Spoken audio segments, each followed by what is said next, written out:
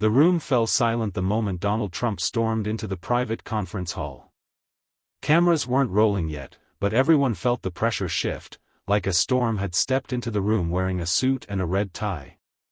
Delegates froze, advisors stiffened, and security instinctively reached for their earpieces. Trump's eyes locked on a single figure standing calmly near the center table, Ibrahim Traoré. Young, composed, unbothered. And that irritated Trump more than anything. Traoré didn't flinch. He didn't look away. He simply waited, like a man who had already read the ending of the story. Trump's voice cracked through the silence. "Who are you?" he shouted, jabbing a finger with the fury of someone used to being obeyed, not questioned.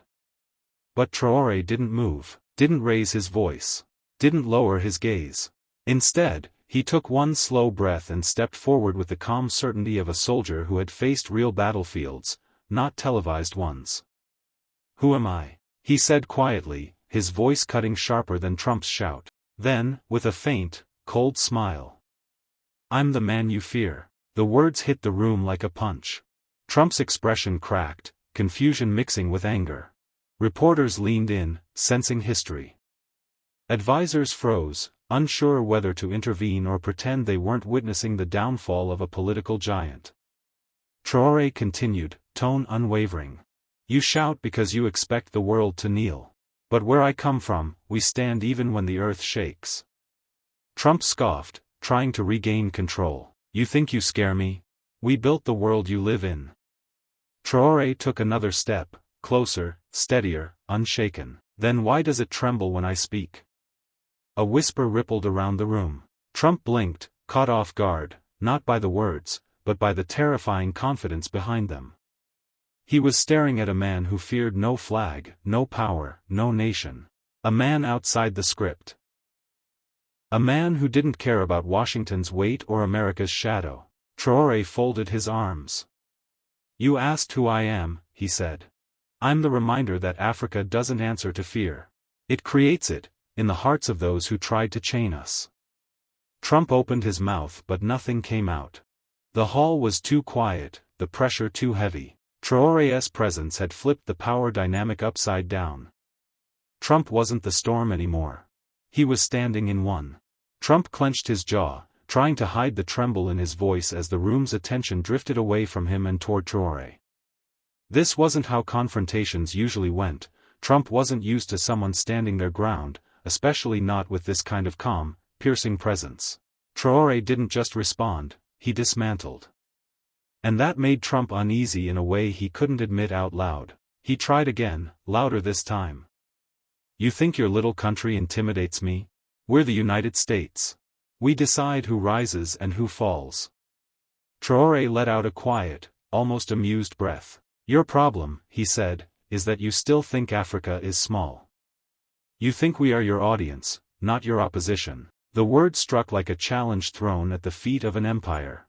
Advisors whispered urgently behind Trump, urging him to calm the situation, but Trump waved them off, puffing up his chest as if volume could restore control. "Don't lecture me about power," Trump barked. "We give aid, protection, structure." Traoré raised a hand. Just a subtle gesture. And Trump stopped mid-sentence. Not because he wanted to, but because the room shifted with him. "You call it protection," Traoré said, voice steady. "But it always looks like control.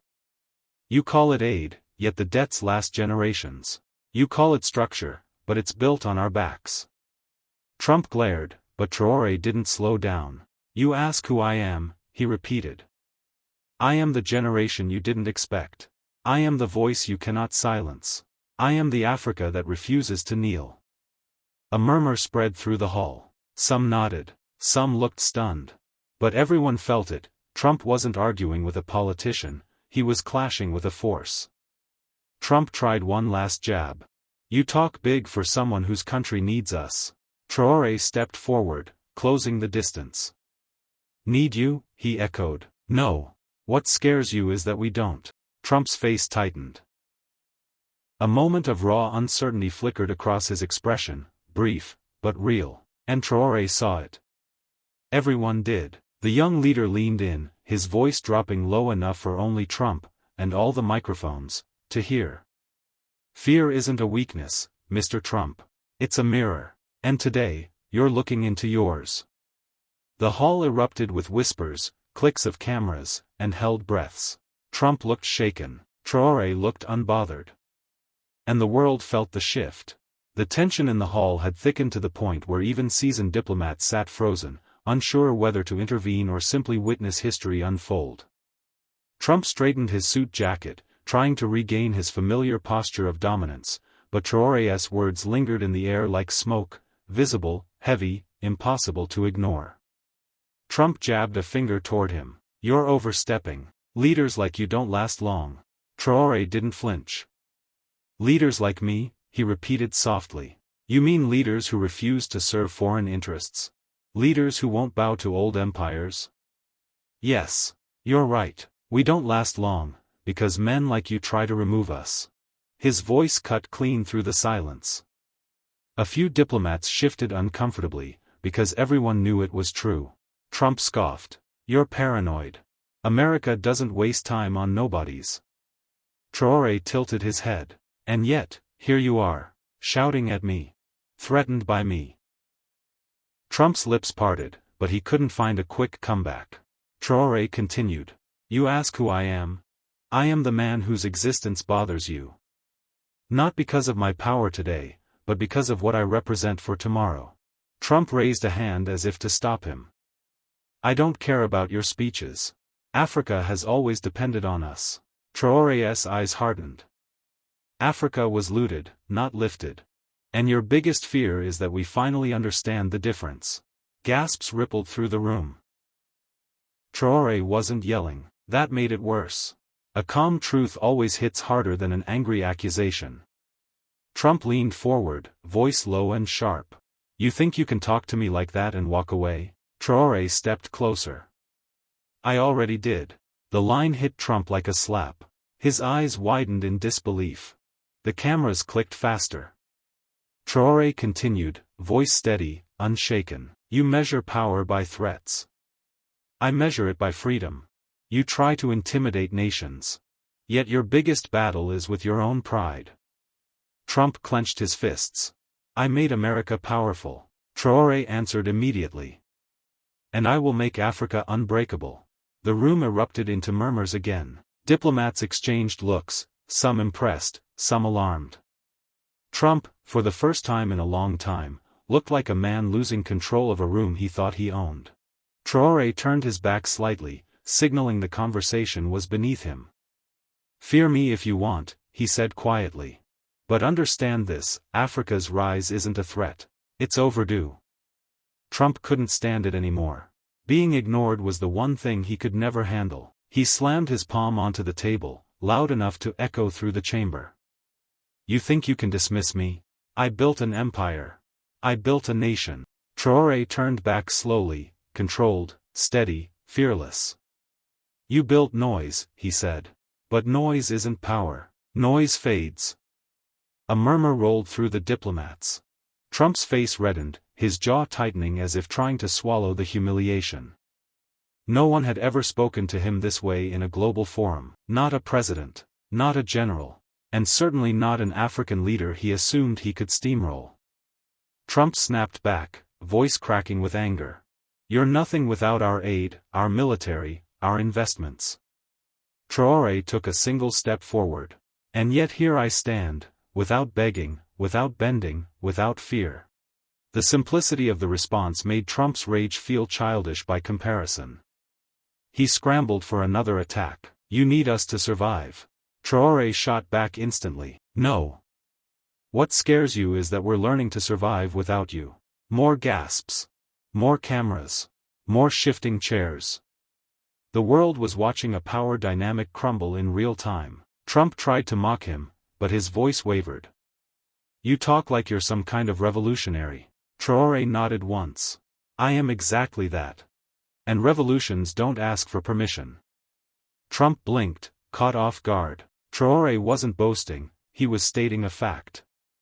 A calm, terrifying fact. Then Traoré leaned in, lowering his voice just enough that it forced Trump to listen closely. Your era was built on fear. Mine will be built on awakening. Africa is not your shadow anymore. Trump pushed back his chair, stunned, almost breathless, not from anger, but from the unfamiliar sensation of losing control. Traoré continued. You shout because you feel your grip slipping. You roar because silence frightens you. But understand this, your roar does not move us. Trump stammered, You think you're powerful? Traoré whispered. I don't think. I know. The hall erupted, some in applause, some in disbelief, all aware that they had just witnessed a shift in global power rhetoric. Trump sat back, chest heaving, eyes burning. Traoré stood tall, composed, untouched. Because Trump had shouted to be feared. But Traoré? He spoke, and became the fear. Trump leaned back in his chair, trying to gather the pieces of his shattered authority. He had entered the hall expecting compliance, maybe resistance, but not this. Not a man who met his fury with stillness. Not a leader who treated him as just another voice in the room, not the center of it. He pointed toward Traoré again, voice trembling with a mix of anger and desperation. You don't understand how the world works. Power isn't a slogan, power is control. Traoré tilted his head slightly. No, he said calmly, power is direction. And Africa finally has one. Trump scoffed. Africa is unstable, divided, struggling. You think you can face nations like mine? Traoré didn't blink. I don't need to face nations like yours. I only need to lead mine. And when a nation learns to stand, empires fall. The words hit the room like a shockwave. Even those who disagreed with him felt the truth in the delivery. Trump's expression darkened. He wasn't used to being philosophically outgunned. He clenched his fist. You're provoking a superpower. Traoré stepped closer, hands behind his back, posture regal, unshaken. No. I'm teaching a superpower that it's not the only one. Trump blinked, thrown by the calm confidence. There was no arrogance, no loudness, just certainty. He fired back, we've controlled global policy for decades. You're one man. Traoré smiled slightly. So was every revolution before it began. The hall erupted again. Diplomats whispered heatedly. Cameras flashed. Trump's face reddened deeper, his frustration rising like a storm he could no longer steer. Traoré continued, voice steady as steel.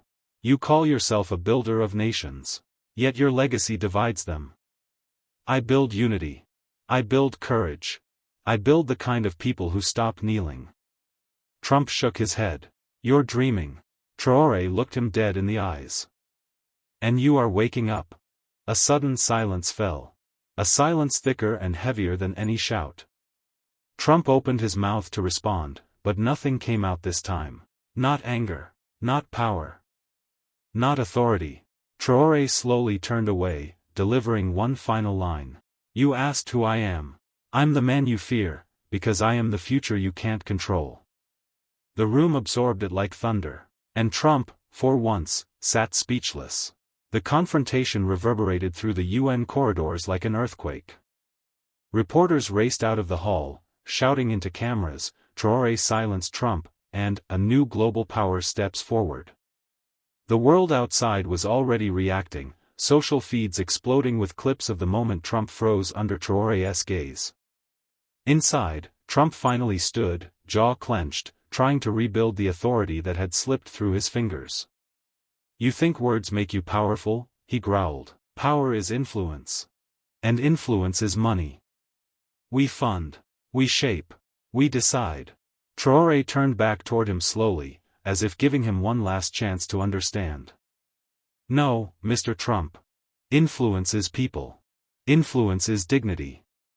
Influence is what happens when the world listens to truth instead of fear. Trump laughed bitterly. You talk like a philosopher. But the world is run by men like me. Traoré approached him, not aggressively, but with the gravity of a man who walked with history at his back. The world was run by men like you. But every empire reaches a moment when its echo becomes louder than its voice. Trump's face tightened. You think you're that moment? Traoré nodded once. I think Africa is. And I'm proud to speak for it. Silence washed over the hall again, not because there was nothing left to say, but because Traoré's calm certainty weighed more than Trump's volume ever could. Delegates who had once ignored African voices now leaned forward, realizing they were witnessing a shift. Trump slammed his hand on the table. "You're provoking chaos." Traoré didn't even flinch. Truth provokes only those who depend on chaos to rule. A few diplomats gasped. Trump's advisors exchanged nervous glances. They had never seen him lose control so completely. Traoré continued, voice deep with conviction. "For decades, leaders like you looked at Africa and saw a place to exploit. I look at Africa and see a future strong enough to challenge anyone who still thinks like you." Trump took a step closer, chest puffed. "You're making a dangerous mistake." Traoré leaned in, eyes firm but unthreatening. "The only mistake would be staying silent." Then he added softly, yet the entire room heard it. "You fear what you cannot own. And you cannot own us." Trump froze again, fury and disbelief tangled in his expression. For the second time that day, he had no answer. The hall erupted in whispers. Traoré just dismantled him. "He's not a politician, he's a force.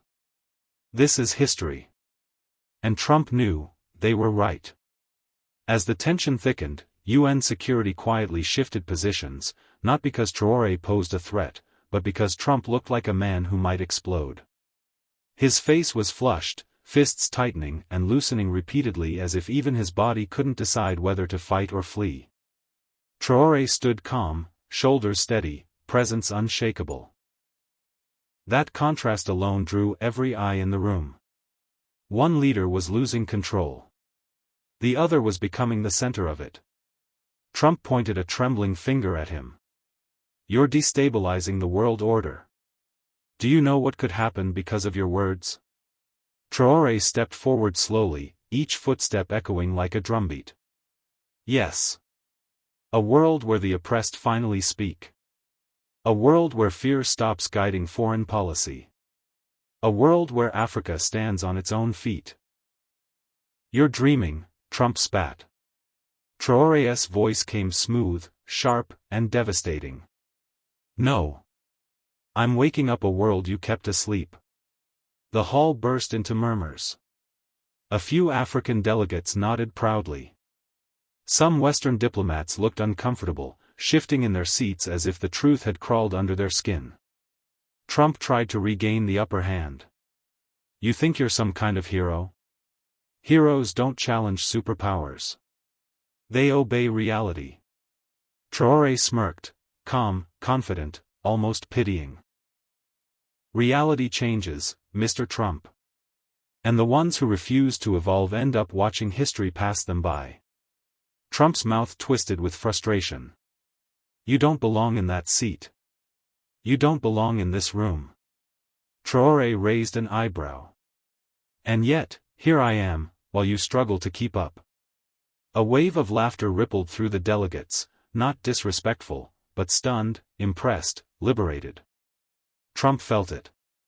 His authority, once so absolute, now seemed brittle. "You're playing a dangerous game," Trump whispered, leaning closer. Traoré didn't move. "I don't play games. I confront them." Then he added, softly, but the entire room leaned in. "You shouted, 'Who are you?' I answered. But maybe you still don't understand." Traoré straightened, eyes burning with a quiet power. "I'm the reminder that the world no longer bows to one flag." Trump blinked, slowly, heavily, as if realizing that the world he once dominated was slipping away. The room felt charged, like a storm waiting for the final crack of thunder. And Traoré was the lightning. The tension in the hall felt like a tightened wire ready to snap. Trump leaned back in his chair, breathing hard, his ego bruised in front of cameras, diplomats, and global power brokers. This wasn't how confrontations usually went for him. He was used to people folding, apologizing, retreating. But Traoré wasn't built to retreat. Across the room, the African delegates sat taller. Their expressions shifted, from caution, to pride, to something the West had never wanted to see rise again: unity. Trump slammed a folder on the table. You think your little speeches change anything? We run the global economy. We set the rules. Traoré didn't flinch. And yet you fear when someone refuses to follow them. Trump narrowed his eyes. We're done being polite. Africa's resources. Traoré cut him off sharply. Are not your retirement plan. A wave of gasps rolled through the hall. Trump's face twisted. You don't understand how the world works. Traoré stepped forward, voice low but carrying like a thunderclap. No, Mr. Trump. You don't understand how the world is changing. He gestured toward the delegates from Ghana, Mali, Congo, Tanzania, leaders who had been ignored, underestimated, written off for decades. Now, they watched him with unwavering attention. Your world was built on extraction, Traoré continued. Ours will be built on sovereignty. Trump scoffed. Big words. But power talks. Traoré smiled.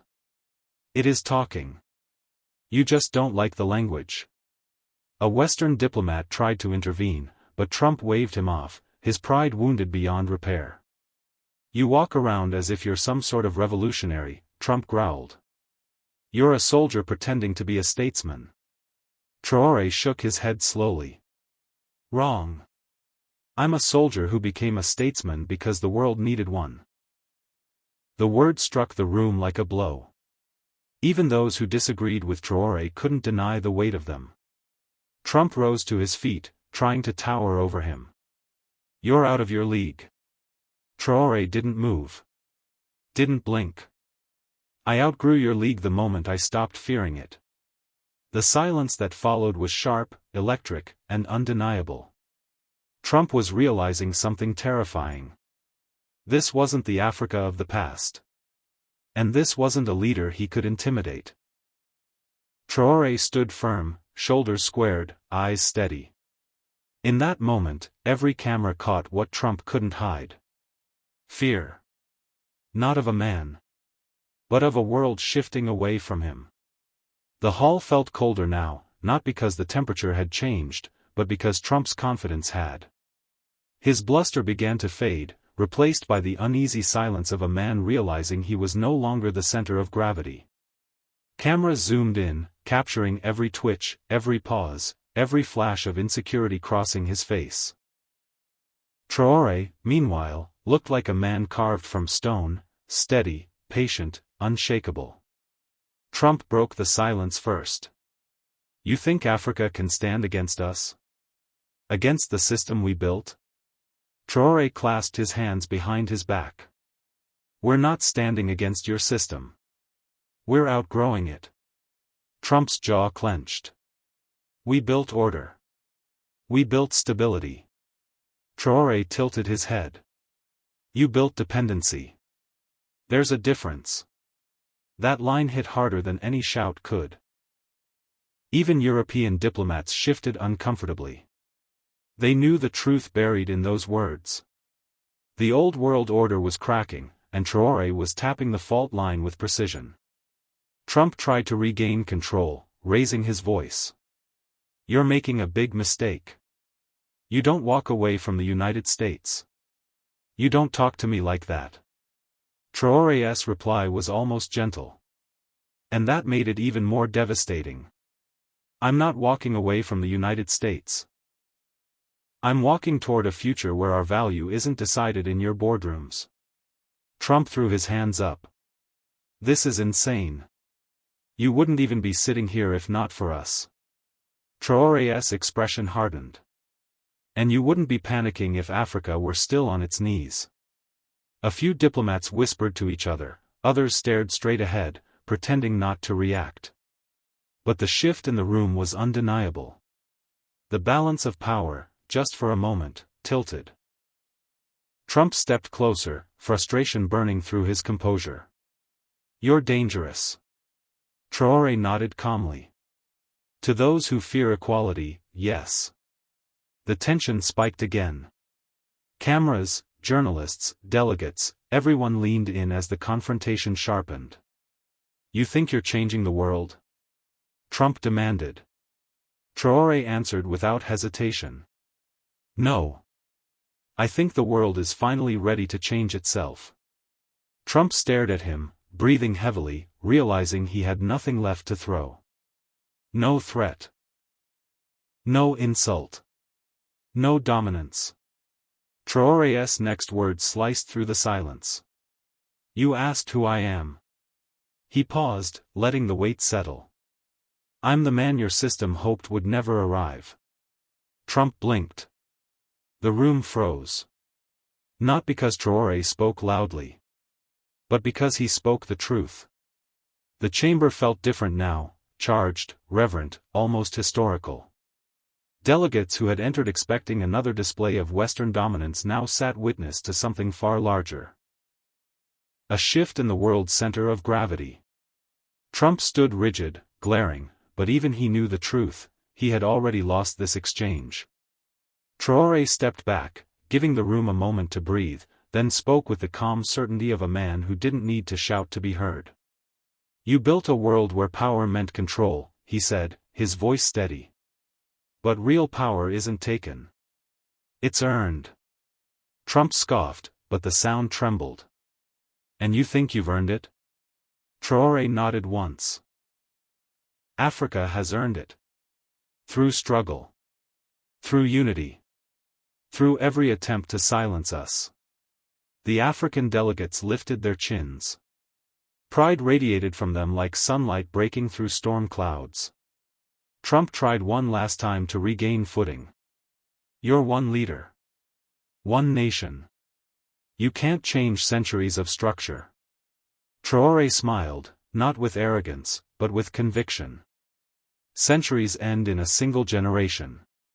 And this is ours. Murmurs swept the hall. Some Western diplomats exchanged nervous looks. Others stared at Traoré, seeing not just a man, but a symbol. Trump leaned in, almost whispering. You'll regret this. The system always wins. Traoré met his eyes, unflinching. The system wins only when men stay afraid. He walked past Trump slowly, deliberately. A soldier moving like a sovereign. As he reached the center of the room, he turned back for the final blow. You asked who I am. Let me answer fully. He raised his voice. Not in anger, but in clarity. I am the voice of a continent you underestimated. I am the answer to every threat you ever made. I am the future you cannot control. The room erupted, not in applause, not in noise, but in stunned, electric silence. The kind of silence that marks the beginning of a new era.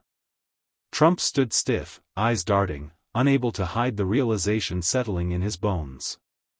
Traoré wasn't just a man he feared. He was a world he could no longer command. And as Traoré exited the hall, cameras followed him, not Trump, signaling the unmistakable shift of global attention. A leader had spoken. A system had been challenged. And for the first time in decades, Africa wasn't responding. Africa was leading.